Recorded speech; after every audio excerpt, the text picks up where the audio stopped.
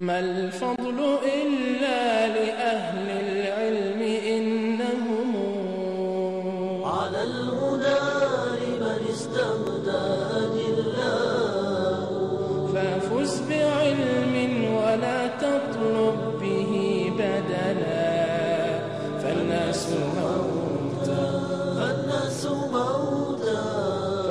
موتى وأهل العلم أحياء. كلمات الراحلين، برنامج نعيش فيه مع مختارات من روائع الكلم لصفوة من علماء الأمة المتوفين في شتى بقاع العالم الإسلامي.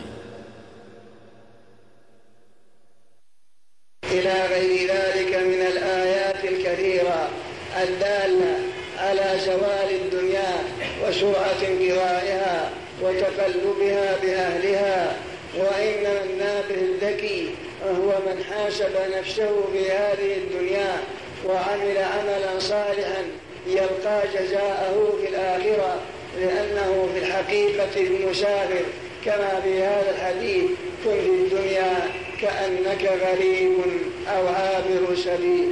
ثم قال: إذا أصبحت فلا تنتظر المساء، وإذا أمسيت فلا تنتظر الصباح، لأن أجلك قريب فلا تغتر، بل اجعل الأجل بين عينيك دائما، لأنه يسبب إلى زهدك للدنيا ويسبب إلى العمل للآخرة.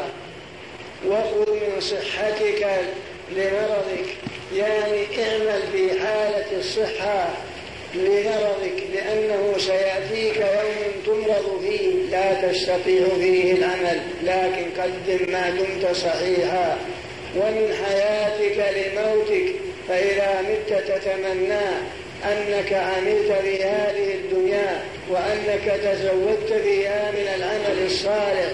سيأتيك وقت وزمن تتمنى أن لو صليت لله ركعتين أو سبحت أو عبدت الله، لكن أحيل بينك وبين ذلك بمجيء الأجل. وخذ من صحتك لمرضك، ومن حياتك لموتك، ومن غناك لفقرك. رواه البخاري، والله أعلم. وكانت في حياتك لي عظات، وأنت اليوم أوعظ منك حيا.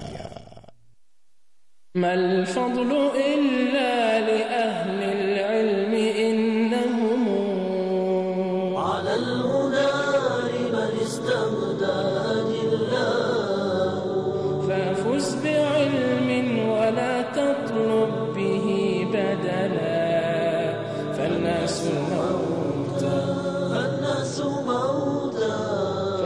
موتى وأهل العلم أحياء. كلمات الراحلين.